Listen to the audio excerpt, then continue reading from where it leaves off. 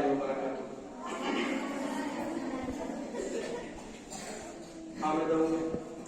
ومصليا ومسلما اما بعد.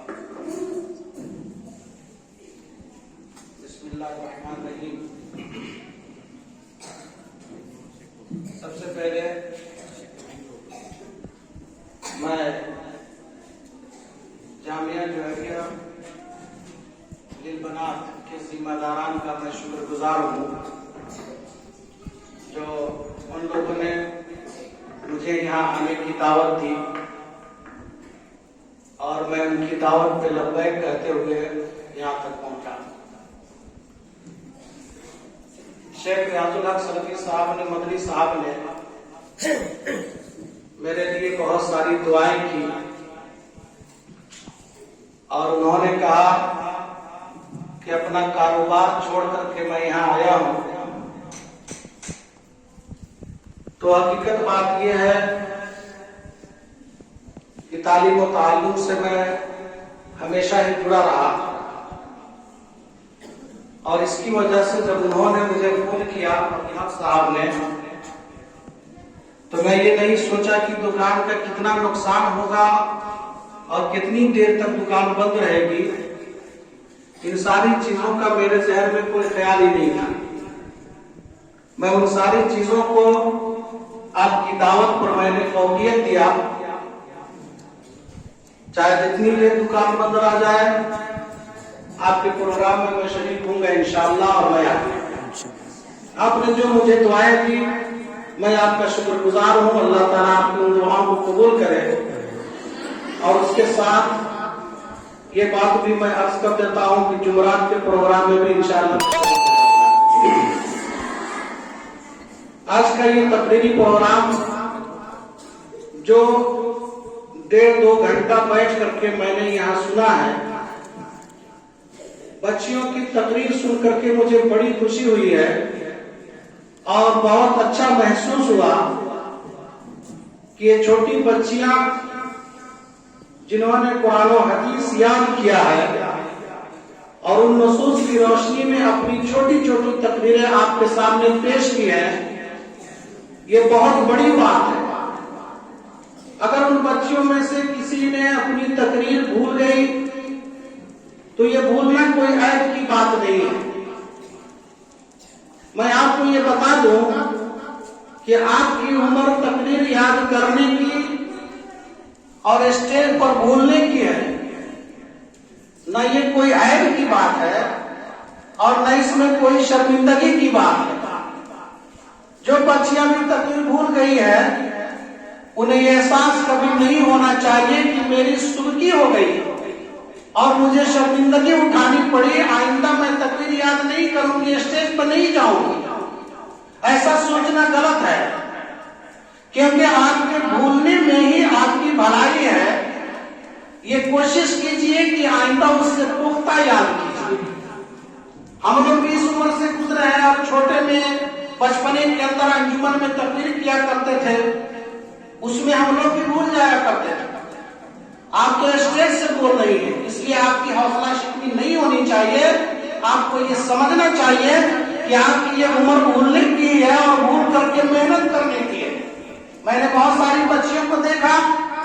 کہ وہ بھول رہی تھی اور پھر اس کو یاد کرنے کی کوشش کر رہی تھی، پیچھے سے پکڑنے کی کوشش کر رہی تھی، یعنی اپنی ساری کوششیں اور توانائیاں صرف کر رہی تھی تاکہ وہ اپنی تقریر سنا سکے. مجھے ایسا محسوس ہوا کہ اقبال کا وہ شعر ہے کہ زخمی پرند ہارا کہاں ہے کان سے، رہ کے اپنے بازوؤں کو توڑتا تو ہے. ایک پرندہ جب زخمی ہو جاتا ہے تو زخمی ہو جانے کے بعد وہ اپنے حوصلہ کو اور ہمت کو ہارتا نہیں ہے اور شکاری کے ہاتھ نہیں آنا چاہتا ہے. وہ چاہتا ہے کہ کسی طرح سے مجھے پنکھ مل جائے اور میں اڑ جاؤں. وہی ماحول کچھ دکھائی دے رہا تھا کہ جو چھوٹی بچیاں بھول رہی تھی وہ اپنی تقریر کو پھر سے پکڑنے کی اور ریپیٹ کرنے کی کوشش کر رہی تھی. میں ان کی حوصلہ افزائی کرتا ہوں اور آپ کو یہ دعائیں دیتا ہوں کہ اللہ تبارک و تعالیٰ آپ کے حفظ کے اندر، آپ کی تقریر کے اندر، آپ کی تحریر کے اندر ترقی دے اور اس کے اندر آپ کی ساری کوششوں کو اللہ تبارک و تعالیٰ قبول فرمائے. یہ آپ کی وہ عمر ہے کہ اس عمر کے بعد جب آپ بڑی ہو جائیں گی تو بڑی ہونے کے بعد آپ کی یہی تقریریں کام دے گی. کہاں؟ اپنی گھریلو زندگی میں، اپنی عائلی زندگی میں، اپنی سماجی زندگی میں. قرآن کریم کی 2-3 آیت میں نے رات میں نوٹ کیا ہے کہ میں آپ کے سامنے جا کر کے میں آپ کو کیا نصیحت کروں گا، کیا باتیں میں کہوں گا. تو مجھے ایک خاص بات یہ دکھائی دی، جب میں کتاب اٹھا تو اس میں ایک سورت کی ایک آیت مجھے نظر پڑی اور میں نے کہا کہ یہی موضوع بہتر ہے. قرآن کریم سورہ انسان آیت نمبر 8، اللہ کے نبی اللہ تبارک و تعالیٰ نے قرآن مجید میں ارشاد فرمایا وَيُطْعِمُونَ الطَّعَامَ عَلَىٰ حُبِّهِ مِسْكِينًا وَيَتِيمًا وَأَسِيرًا. یہ آیتیں آپ نے پڑھی ہوں گی، حفظ کیا ہوگا، اساتذہ اور معلمین آپ کو پڑھ کے سنائے ہوں گے. اس آیت کریمہ کا ترجمہ یہ ہے کہ وہ لوگ اللہ کی محبت میں یتیموں کو، مسکینوں کو اور قیدیوں کو کھانا کھلاتے ہیں. اس موضوع کی ایک دوسری آیت قرآن مجید کے اندر سورہ حشر کی آیت نمبر 9 وَيُؤْثِرُونَ عَلَىٰ أَنفُسِهِمْ وَلَوْ كَانَ بِهِمْ خَصَاصَةٌ وَيُؤْثِرُونَ عَلَىٰ أَنفُسِهِمْ وَلَوْ كَانَ بِهِمْ خَصَاصَةٌ. اس کی تھوڑی سی تفصیل میں یہ بیان کرتا ہوں کہ اللہ تبارک و تعالیٰ نے ایک انسان کو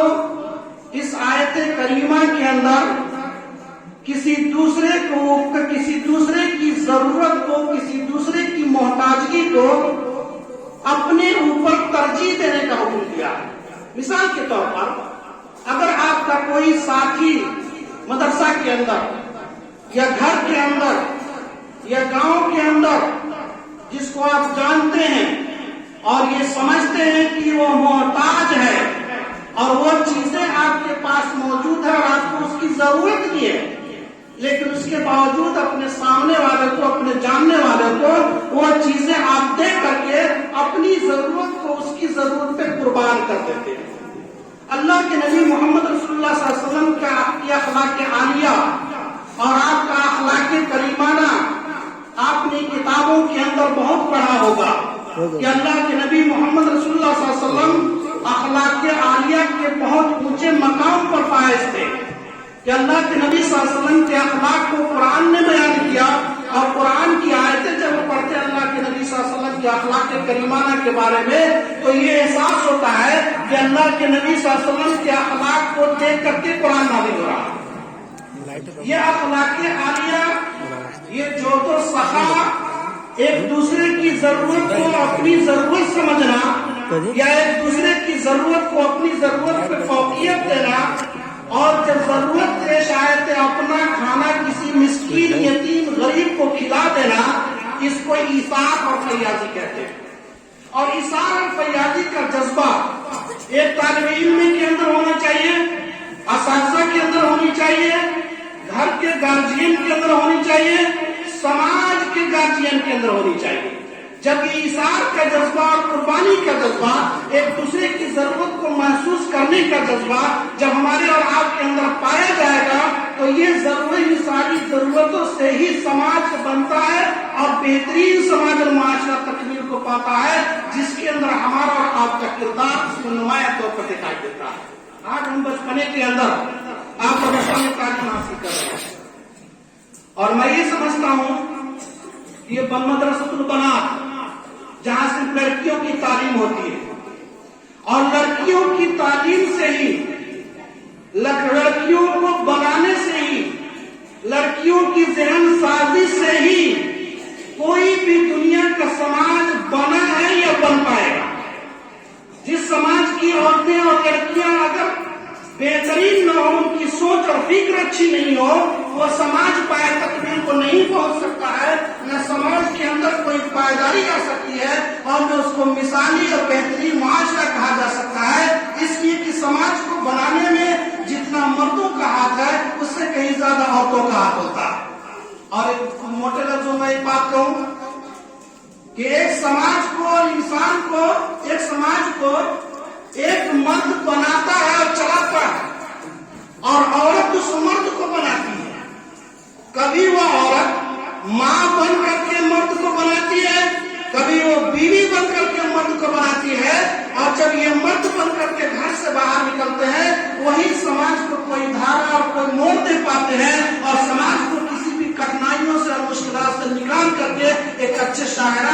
ڈالنے کے قابل ہوتا ہے جب اسی انسان کو ایک عورت بناتی ہے تو سماج کی مہمان ایک عورت ہی ہے۔ اللہ کے نبی محمد رسول اللہ صلی اللہ علیہ وسلم نے بہترین عورت کی تعریف کی ہے، بہترین عورت کی تعریف کی ہے اور اس سے نصیحت بھی کیا ہے کہ آپ جانو قوامون علی النساء۔ اس آیت کریمہ میں اللہ تعالیٰ نے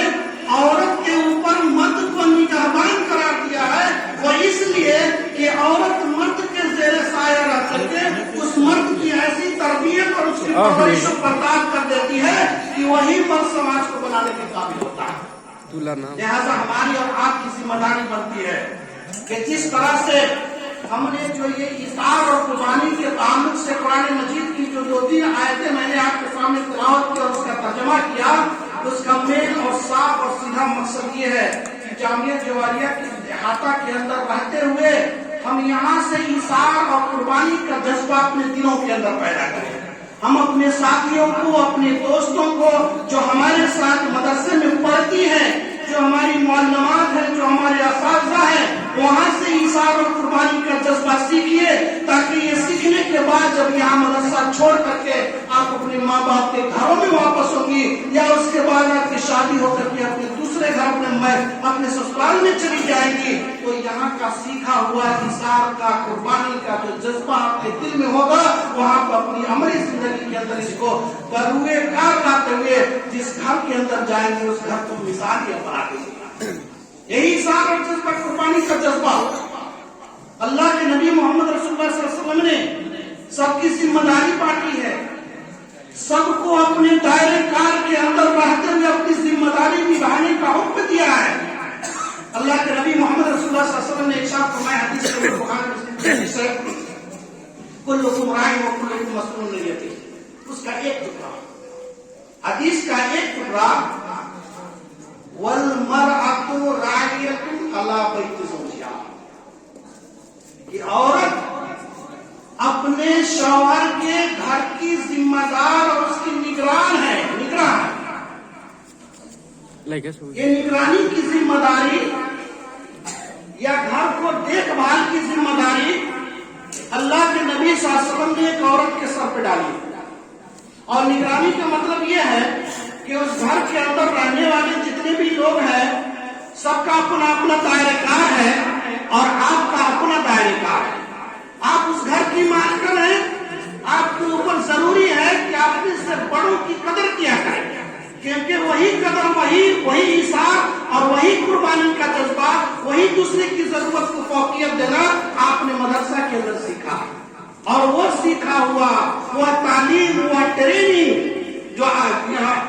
آپ لے رہی ہیں، یہی ٹریننگ آپ کو وہاں پہ کام دے گا جہاں پہ آپ گھر بنانے کے اندر لگ چکے ہوں گے۔ یہ وہاں پہ آپ گھر بنا رہی ہیں، یہ آپ کی وجہ سے گھر کا شانتی، گھر کا سکون بحال ہوتا ہے، اور آپ کی اسی خراب جذبے سے، آپ کے خراب اقوال و کردار سے، آپ کے برے افعال و کردار سے اس گھر کا ماحول بگڑ رہا ہے۔ اللہ کے نبی محمد رسول اللہ تبارک تعالیٰ نے قرآن مجید کے اندر ایک چیز میں ایک اور اشارہ کر رہا ہوں، دوسری طرف کم ٹائم کے اندر انشاءاللہ قرآن مجید کے اندر سورہ حجرات آیت نمبر 9 اللہ تعالیٰ فرمائے کہ وَلَا يَسْخَرْ قَوْمٌ مِّن قَوْمٍ عَسَىٰ أَن يَكُونُوا خَيْرًا مِّنْهُمْ وَلَا نِسَاءٌ مِّن نِّسَاءٍ عَسَىٰ أَن يَكُنَّ خَيْرًا مِّنْهُنَّ یا ایھا الذین آمنوا لا یسخر قوم من قوم، کوئی قوم کسی قوم کا، کوئی آدمی کسی آدمی کا، کوئی مذہب کسی مذہب کا، کوئی بھی جماعت کسی جماعت کا مذاق نہ ہوا ہے۔ امام اللہ تعالیٰ نے عام سی بات کہی، لیکن وہاں پہ خاص کیا کیا،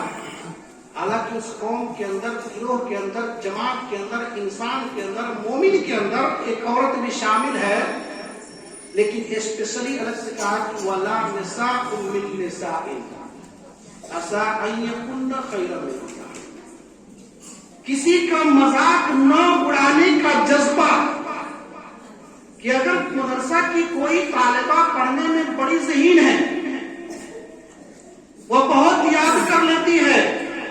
وہ اچھا بول لیتی ہے، وہ اچھا لکھ لیتی ہے،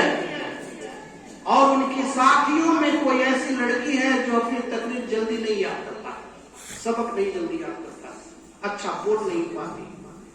تو اس کا مذاق بنا سکتا ہے، اس کا مذاق بنا ہے ایسا ویسا، تم کو یاد نہیں ہوتا، تم بھول جاتے ہیں۔ اللہ تعالیٰ نے ان چیزوں سے خاص طور سے روکا ہے عورت کو، کیونکہ مذاق اڑانے کا جذبہ، تحقیر کا جذبہ، کسی کو نیچے دکھانے کا جذبہ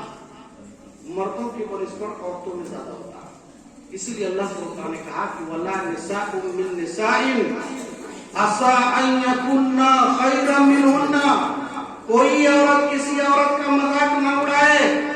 ممکن ہے کہ وہ عورت تم سے بہتر ہو۔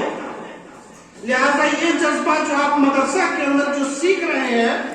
کہ اپنے سے کمتر کسی اپنی ساتھی کو اور کسی اپنے دوسرے معاشر لڑکیوں کو نہیں سمجھا جائے، اور جب یہاں پر آپ اس کی عزت اور احترام کرنا سیکھ جائیں گے تو یہ جذبہ آپ کو یہاں سے جانے کے بعد آپ کے اپنے گھر کے اندر، اپنے مائکے کے اندر، اپنے سسرال کے اندر یہی جذبہ کام دے گا کہ وہاں پر اپنے سے کمتر آپ کسی کو نہیں سمجھیں گی۔ جو آپ کی تربیت کا نتیجہ ہے، آپ نے جو تعلیم حاصل کیا یہ اس کا نتیجہ ہوگا، اور اسی کا نتیجہ یہ ہوگا کہ وہاں پر جا کر کے آپ بہترین سا بہترین گھر کا ماحول بنا سکتے ہیں، اور اس کے اندر کسی کو آپ سے کوئی کوئی قد نہیں ہوگی، اور نہ کوئی آپ سے تکلیف ہوگی۔ اللہ تعالیٰ نے آپ کو اسی لیے چنا ہے کہ عورت کو ایک بہترین حیثیت قرار دیا زندگی کے اندر اور دنیا کے اندر، کہ عورت اس دنیا کی ایک ایسی لازم و ملزوم شے ہے اور چیز ہے کہ اس کے بغیر دنیا کا نظام آگے نہیں چل سکتا ہے، اور اس کے لیے اللہ تعالیٰ نے اور نبی کریم صلی اللہ علیہ وسلم نے تربیت کے بہت سارے پہلو رکھے ہیں، عورتوں کو حکم دیا ہے، اس کو ذمہ داری دی ہے۔ لہذا ضرورت اس بات کی ہے کہ ہم اپنی ذمہ داری کو سمجھیں، اور یہاں جامعہ جوہریہ کے اندر جتنے سال تک یا جتنی مدت تک آپ بحیثیت طالبہ یہاں موجود ہے، اس وقت کو غنیمت سمجھیے، کیونکہ آپ کے سروں پر وہ ایسی بڑی ذمہ داری آنے والی ہے جس کو نبھانے سے ہی ہمارا سماج محفوظ رہ سکتا ہے، ہمارا معاشرہ بہتر بن سکتا ہے، اور صالح معاشرہ کی ہم تمنا کر سکتے ہیں۔ اگر آپ کے راستوں کے اندر، آپ کی فکر کے اندر، آپ کی سوچ کے اندر اگر کجی ہوگی تو ہمارے پورے سماج کے اندر کجی ہو جائے گی، ہمارا پورا سماج جو ہے ٹیڑھاپن پر چل نکلے گا، اور ہم اپنے سماج سے کسی بھی طرح کی بھلائی کی امید نہیں رکھ سکتے ہیں۔ اسی لیے میں نے کہا کہ ایک مرد اگر سماج کو ڈیل کرتا ہے، چلاتا ہے، جو اللہ تعالیٰ نے اس کو قوام بنایا ہے، تو ایک عورت کی ذمہ داری یہ بنتی ہے کہ اس چلانے والے سماج کو چلانے والے مردوں کی ہم ایسی تربیت کر دیں، ہم اس کے ساتھ ایسا برتاؤ کریں کہ وہ سماج کو بہترین طریقے پر چلا سکتا ہے۔ بحیثیت ماں بھی ہماری ذمہ داری بنتی ہے کہ اپنے بچوں کی ہم ایسی تربیت کر دیں کہ کل یہ بڑا ہو کر کے سماج کا ایک بہترین فرد قرار پائے